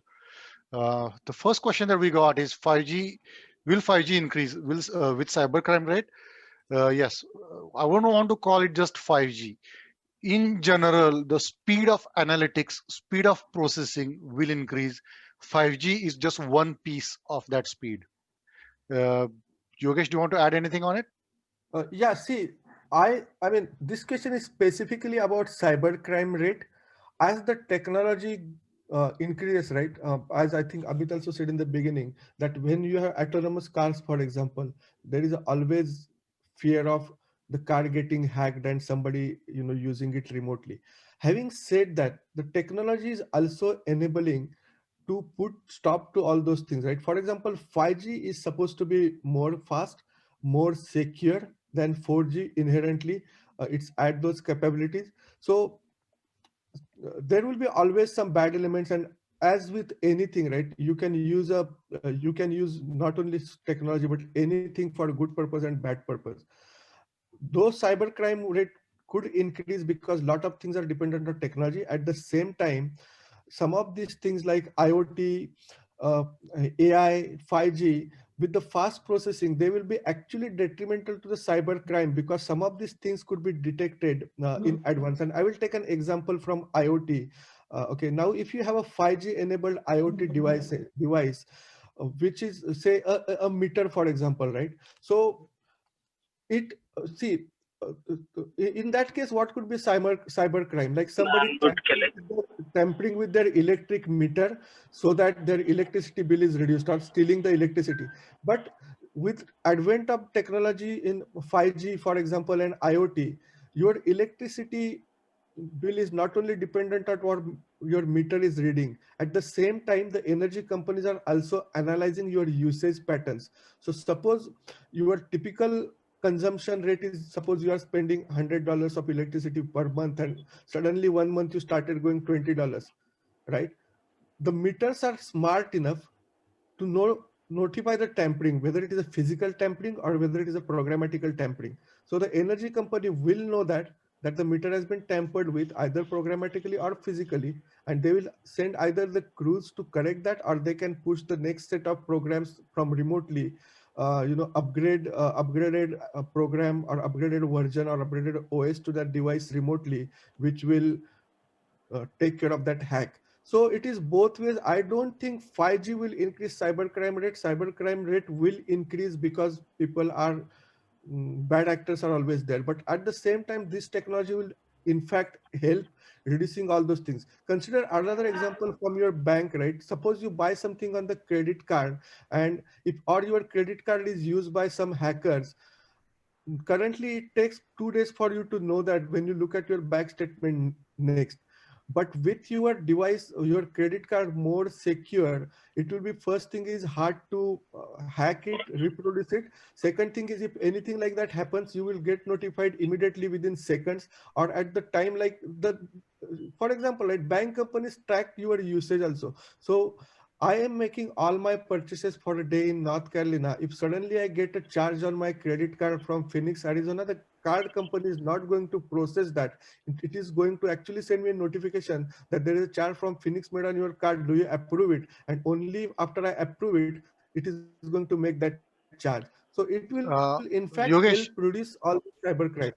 yeah, just want Yeah. to put last point there before we move to the next one there. Somebody asked here, 5G will increase the data transfers tremendously. Would the big data analysis systems will be able to handle that? Yes, of course, they will be handle that, Sahil. Bigger servers, bigger machines. Cloud is a classic example of it. You could increase the size of as per your requirement just for that period. If you work in any cloud systems, then yes, you could borrow, literally borrow, udhar ghene, certain uh, servers only for time beings when it required, and not use them when they're not And required.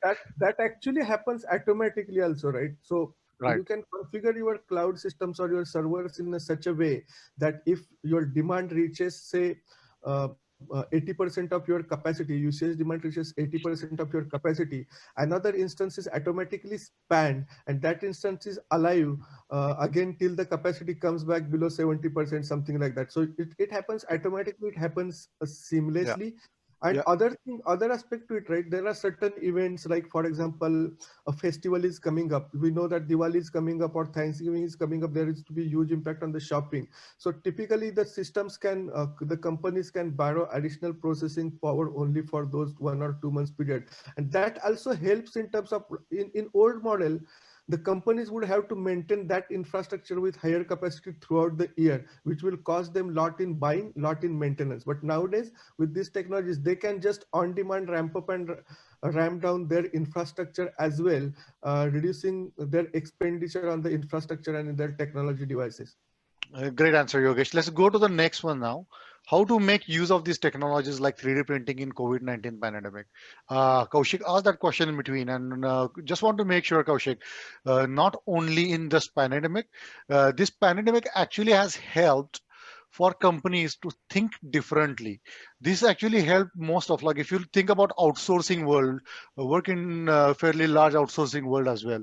I don't have to go tell companies anymore that this new way of doing things can actually do it. So yeah, it's actually happening, and in COVID-19 it actually has accelerated use of these technologies, where you could just print it. So some companies could be out of business, some companies could be closed because there is high rates of cases in that area, right? So 3D printing is getting real. I haven't seen people just because of COVID they are doing it, but as a technology roadmap, people are actually going towards it. Yeah, and another question on a related topic, Amit, it was asked by Madan Mohan. Can 5G technology eradicate computers and what devices shall come instead of computers? I will actually answer this question little different, right? See, there is, I mean, there is a need to relook at what you mean by computer. A few years ago, a computer means a desktop computer, a monitor, a mouse, a keypad. Prior to that, computers come into big rooms, right? Nowadays, the computers come on your hand, your wrist, your watches. So it is not. If I think what you mean by asking this is, will it eradicate traditional computers like a desktop or a laptop? But Yes. that's not. I mean, that's not a relevant question anymore in my mind, in the sense that 5 years ago or 10 years ago, before iPhone came or any smartphone came, right? People never thought that lot of things are possible. Now, if you see this particular session itself, I'm pretty sure almost 80-90% of you are taking on your phones, not on your computer. So this question is irrelevant in that sense that it Yo, doesn't yo, matter. The size of device is not yo, relevant anymore, right? When you say, Yogesh. yeah, go ahead. Yeah, sorry to trouble you because I was having some technical hitch and I have cleared it. For this also, I have my point over there. Just I was talking up with Vas yesterday on this same. Earlier we used to do all as built by human being, and now as builds are being done by only this IoT way.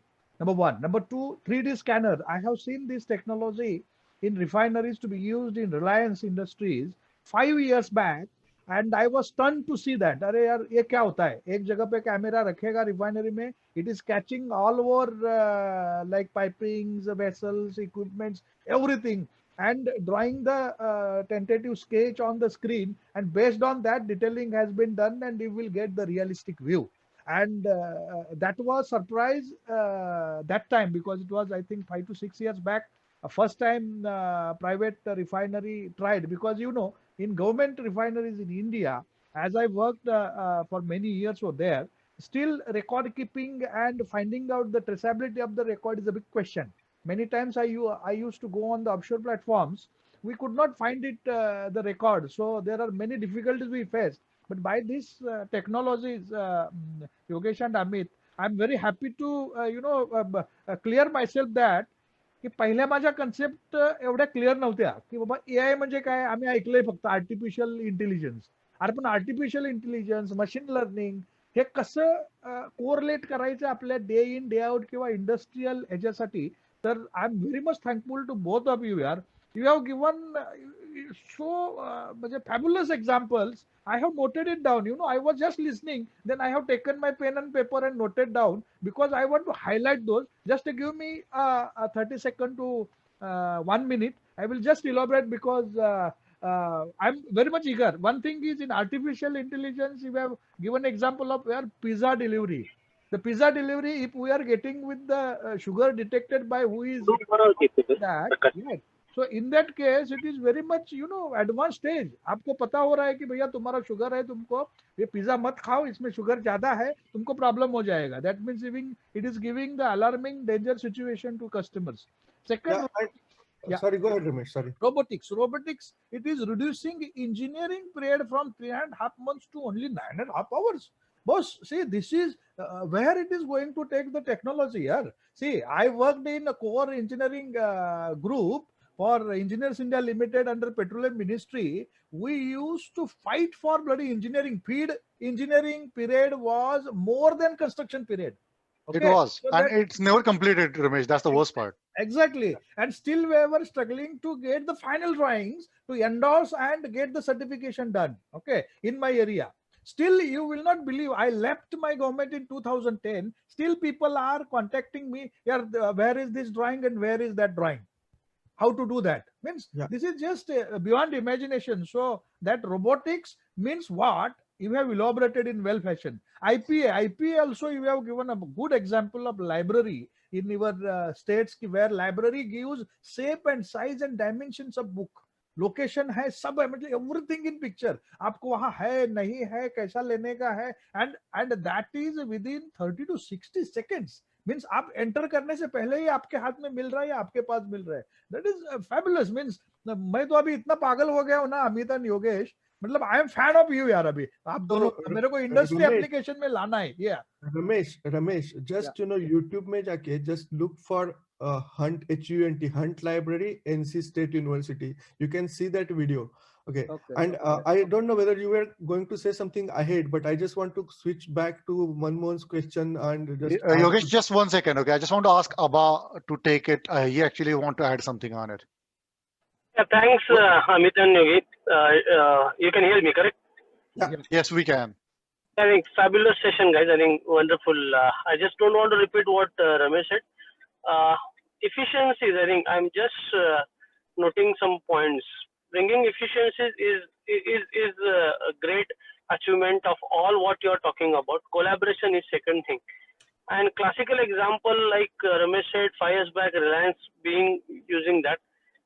Highlighting here the fact that if you are not using, you will be behind the rest. If you're using, you will be ahead of the rest. Here at Sahyadri today at Nasik, I will just give you an example. All these technologies are put into use and we are creating the efficiencies.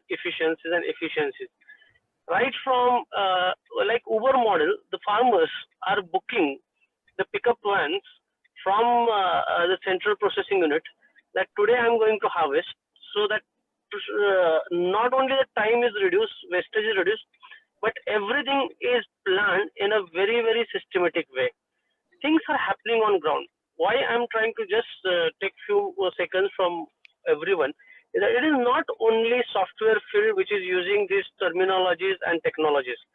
It is each and every sector of our life which is getting intervened due to these technologies. And if you don't know, I think our intention for bringing this particular subject today was that Amit gave this and Yogi gave this specific suggestion that what does literacy mean today? I think it is not ABCD and knowing what we used to do conventionally and legacy learning, but it is this updated learning is must for everyone. I think Ramesh mentioned about facts. I am telling you what is happening on ground, but it is each and every sector wherever you are going to work. If you do not know these terminologies, if you do not know how they are used, you will be outdated. I hope you both of you will agree with me. Yeah, Okay, and again, right, I want to just take that point little further on Mother Mohan's question. Will computers get eradicated and what devices shall come instead of computer? That's inherently not correct question in the sense that computers will be there. What will change is how the computers look like, right? I kind of, Right. cut that in earlier, did not complete my thought. So now everything I do or you do, everything we do over phones, right? We hardly use actual computers, laptops, other than learning or some things. But you watch TV, you do your banking on your phone, you travel, when you travel, your boarding pass is in your phone. You no more need to print. Actually, take that little further, right? I will correct myself. Not even phone. Like 2-3 years back, when I used to travel for work, I used to have this boarding pass on my phone. Last 2-3 years, I get that on my Apple Watch, smartwatch. So when I'm going or boarding the plane or passing through the security line, I don't even have to open my phone from my pocket and take out the boarding pass. I can just scan my watch face on the scanner device, and that's my boarding pass, right? So what is changing it, how computers look, right? Computers are coming in everything. Another great example, I recently was reading, Apple recently filed for a patent for Apple glasses. So when you have eyesight, your number is -2, -1, whatever the number is, right? We go to eye doctor, get the sight corrected, go to a uh, shop which makes the eyeglasses, gave our prescription to them, they bring us glasses for us. After 6 months, our number increases by another half and we have to do the whole process again. With this new technology what Apple has filed patent for, you will just get a base glasses and there is a computer chip in your glasses which will know from your eyesight and it will adjust the glasses can number to your eyesight. So when your number increases from 2 to 2.5, you don't need to get new glasses, you don't need to change anything, you don't need to do anything. Your glasses will know that your eyesight have weakened and it will adjust accordingly to your new number. Or if your right on, eyesight Yogesh. So just Yogi, example, right? Amit, just to add to what he said about Apple, I think I request all the guys who are on the call, please see the release of Apple 12, and you will get to know what all you have talked about, Yogesh and Yogi. I think the entire video of more than 35 minutes will showcase all these technologies. I think that's it from my end. Yeah, so I just wanted to gonna get back to the questions people have asked. So somebody has asked about future of CNC machine. Ramesh, just in the same line. So I just want to kind of address it through this as well. So future of CNC machine, it will evolve. It has evolved. We have moved from manual cutting to lathe to CNC, VMC, HMCs. Now, yes, those are evolving into a real data, real time, into yes, I don't want to compare it directly to a 3D printing, but it will get more and more agile than ever to convert itself to fit a new world. To address people's questions, Ramesh, I just want to take next one as well. As a mechanical engineer, if I have knowledge of robotics, mechatronics, AM, AI, MI, data science, optimization process, is it sufficient for 4.0? The good answer is I don't know. The reason is this is today's technology. It's good enough for today. Even if you know a handful out of these, yes, you'll be a star in the industry, but this will evolve. The more important thing here is if you are how old you are, either you are a newly learned engineer or you are 20, 30 years of experience in the world. The important piece is keep your ears and eyes open and be open for learning and invest in yourself to learn more. Keep it open. The old ways of doing work is not good enough. That's the only way enough to survive in industry 4.0. I avoided to say industry 4.0 because it's another juggernaut that I don't want to throw in this. Yeah. And I mean, just to add, right, this is a generic point I wanted to also make is it is no more, no longer a thing that what you know, right? Because that thing is changing. What you study now, after 3 years, 4 years down the line, those things will be totally different. When me or Amit or any of us joined the IT industry, nobody was talking about AI. Nobody was talking about machine learning. Nobody was talking about IoT, right? That things came in last 4, 5, 6, 7, 8 years, right? 2 years down the line, things will be different. What matters and how you prepare yourself is your ability to learn new things, right?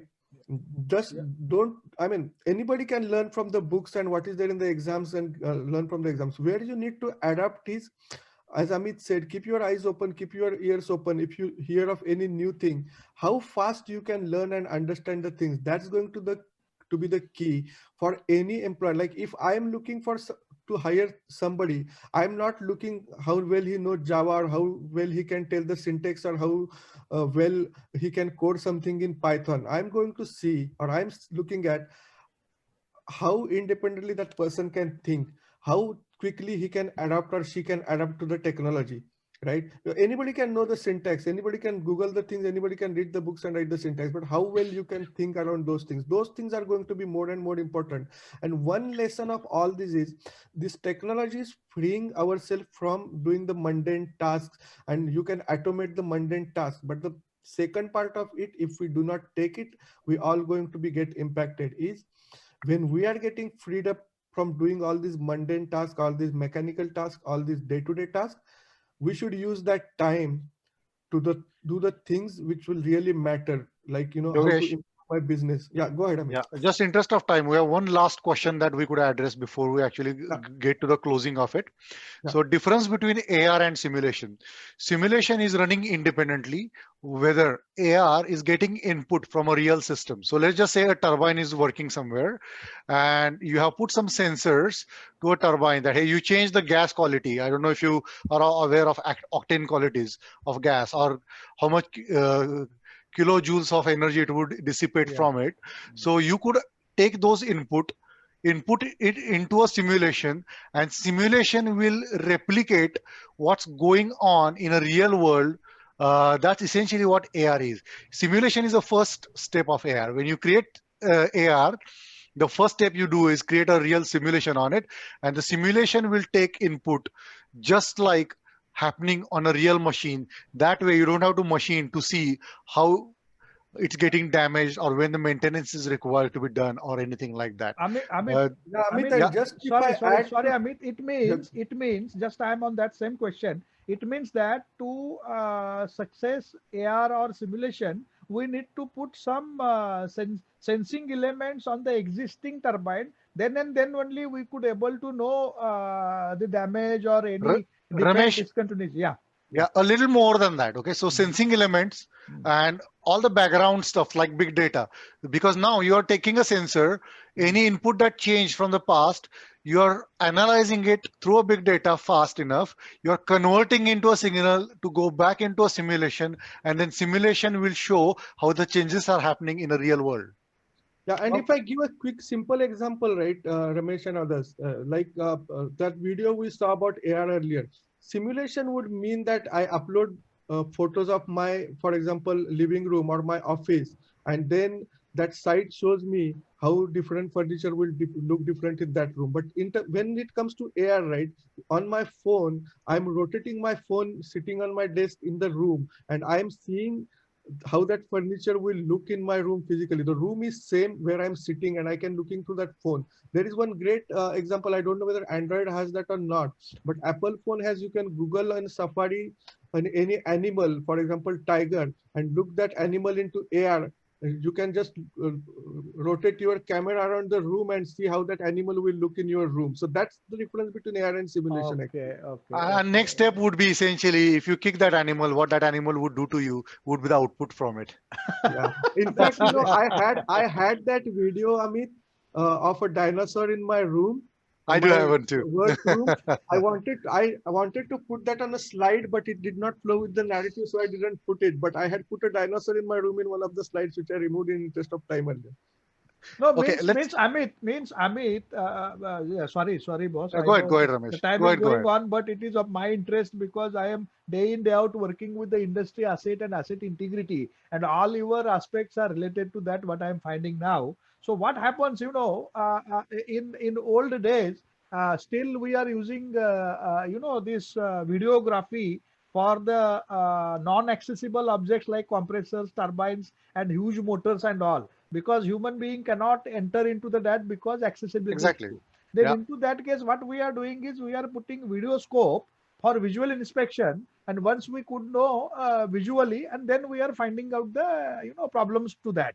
What I Ramesh, with Yeah, yeah, yeah. go. The only thing with this is essentially you are taking a stoppage time. You are taking a small turnaround or pit stop on your turbine to do that. Right. Here, you're not.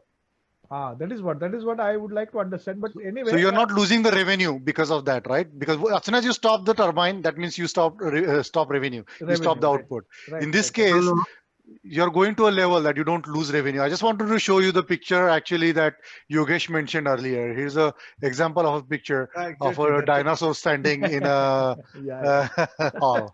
And that's AR, right? That's the difference between AR and simulation. In simulation, what you will have is both your living room and dinosaur will be on some application that you can see how it looks. But in this case, you can rotate your camera in your room and see the dinosaur, how it is moving inside your room. yeah. It's Or you could it's even it's see its features if it's a real animal. You'll it's kick Hello, it and Amit see how sir. it eats you. yeah, Yeah, Amit go is ahead. Sir, my in my question and answer session, I have mentioned that, sir, in the future, its CNC, VMC, HMC are converting into the programming of the optimization or machine learning concepts will be used in that particular machine, sir. That's where the industry is heading. Actually, it's a really good question. Okay, the reason is Hyundai. If you have heard of Hyundai, not the cars, the Hyundai Industries in South Korea, they actually have put together a plant that does a mass production. And Hyundai is not only the car company; it's massive in electrical world and a lot other worlds.